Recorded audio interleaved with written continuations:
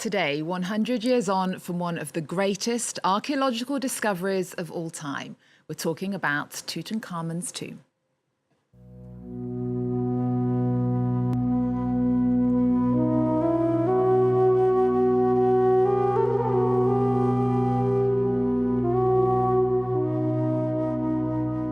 We had the impression of looking into the prop room of the opera of a vanished civilization. Details from inside the chamber slowly emerged from the mist. Strange animals, statues, gold, everywhere the glint of gold.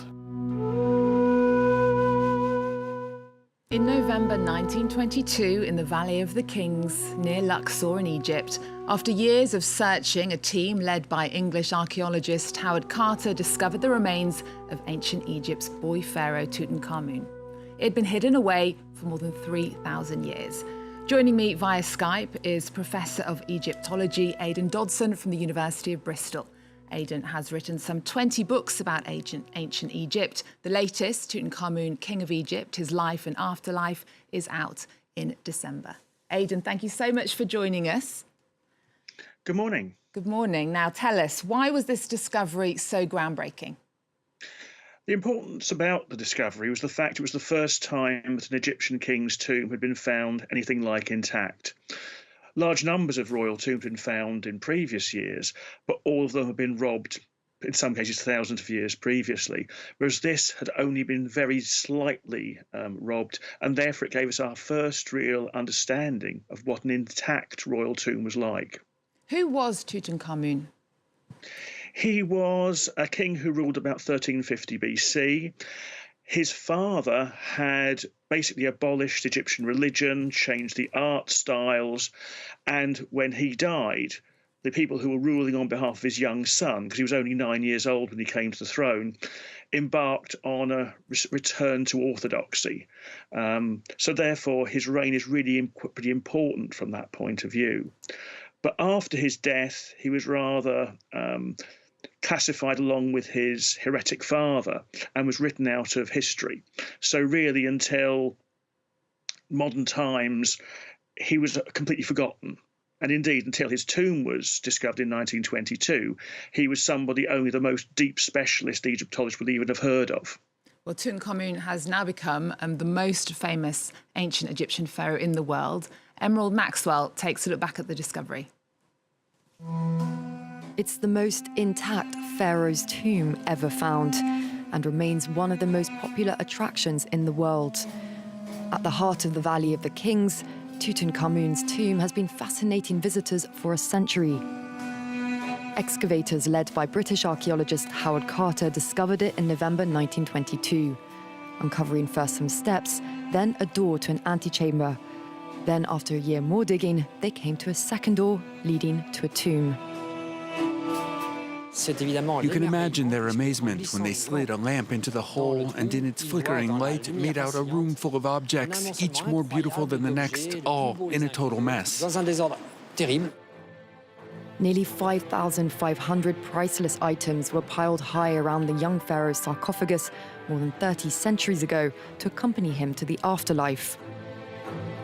The archaeologists were captivated by the pharaoh's 10-kilo gold mask, to the detriment of the mummy.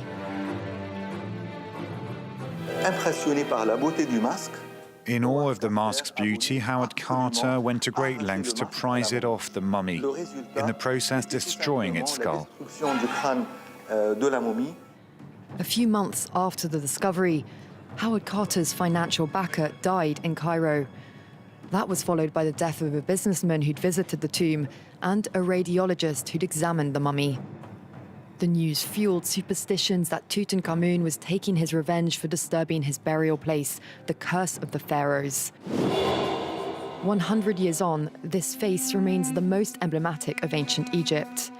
But archaeologists still hope to find Ramses the Great, the sole pharaoh of the 20th dynasty whose tomb hasn't been identified.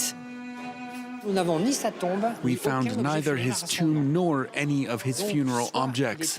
So either he was buried in the Valley of the Kings or elsewhere, but we may still one day find him.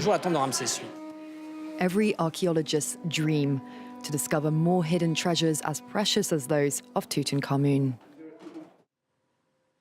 So, Professor Aidan Dodson, Tutankhamun's solid gold mask was one of the most iconic objects discovered. What else was in there? Really, a huge swathe of things, everything from furniture which had belonged to the king during his lifetime. There were ritual objects. It was an absolute, almost every kind of object you could possibly imagine was present there, some of which we understand and some of which are still rather obscure as to exactly what they're for. The discovery sparked a worldwide fascination in ancient Egypt and the legend, and the mysteries surrounding King Tut's tomb still enthrall history lovers. Almost 1.5 million people went to see the Paris exhibition Treasures of the Golden Pharaoh in 2019. Why does ancient Egypt fascinate us so much? I think it's a number of things. First of all, it's so recognisable. I don't think there's any other civilization where you can even just an ordinary person in the street can see an object and say, that's ancient Egyptian. So there's a really brand recognition there. And although, as Egyptologists, we sort of try and be rather more prosaic about things, there's still this perception of there being a mystery around it. And also the stuff is absolutely superb quality in many cases. So there's a whole constellation of things which makes ancient Egypt rather more sort of saleable and recognizable than somewhere like Assyria, Babylon, and some of the other contemporary ancient civilizations. And the British archaeologist Howard Carter, he became famous for the discovery. His team had been digging since 1914 and they were about to give up when they found the tomb. But today, the colonial stereotype of a one-man mission is being challenged. Here's Brian Quinn. The Pharaohs, a cultural treasure unique to Egypt. And the country is working hard to maximize it with a new National Museum of Egyptian Civilization and this extraordinary Pharaoh's Golden Parade last year.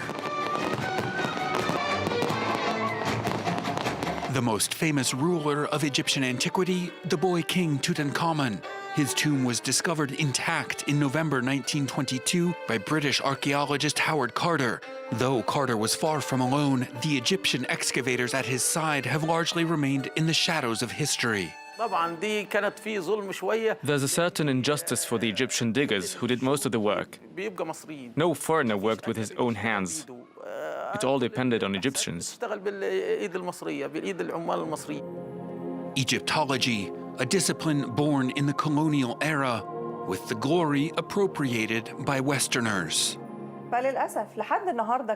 Unfortunately, to this very day, not only are stolen antiquities still in European museums, but also the production of knowledge on ancient Egypt remains limited to Western academic circles. It has become both a cultural and a political battle for Egyptians as they seek to preserve their heritage, demanding the restitution of national treasures plundered by the West. I still insist that the Rosetta Stone should be brought back to Egypt, along with the bust of Queen Nefertiti and the Dendera zodiac, which is displayed at the Louvre. These are unique objects. Their home should be in Egypt, not Germany, England, or France. The new Grand Egyptian Museum near the pyramids of Giza will celebrate the country's cultural heritage. It's expected to exhibit the treasures of the most famous of the pharaohs, Tutankhamun.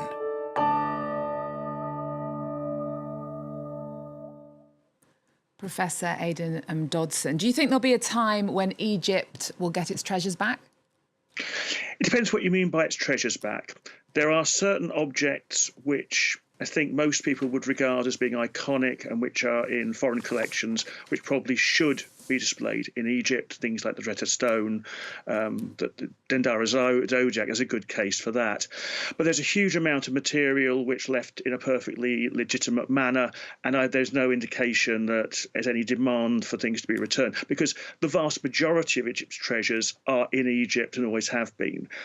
Egypt had antiquities protection laws earlier than most other countries, and so there's a handful of iconic items, and also, most importantly though, things which had left Egypt illegally over the past couple of decades. And in some ways, I think the emphasis should be on the recovery of things which are simply iconic items which left, in some cases, centuries ago.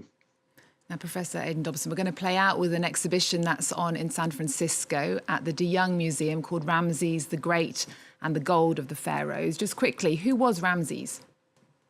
Ramses II, he lived a few decades after Tutankhamun, and he has one of the longest reigns in Egyptian history. He also fought against various foreign enemies. And in many ways, he is often regarded as being one of the great pharaohs. In fact, I think you could possibly argue his reign almost marked the beginning of the end for the classic period of Egyptian history, because after his death, there is civil war and general collapse. So Ramesses is often called the Great. I think some people might just say the Great of ego rather than anything else. But so a huge amount of material survives from his reign, and that exhibition looks to be an extremely exciting one. OK, well, the exhibition will come to Paris's Villette next year in April. Tickets are on sale this week. Thank you so much for watching. Thank you, Aidan Dodson, for telling us and sharing with us your expertise. Your new book, Tutankhamun, King of Egypt, His Life and Afterlife, is out in December. Thanks for watching. See you next time.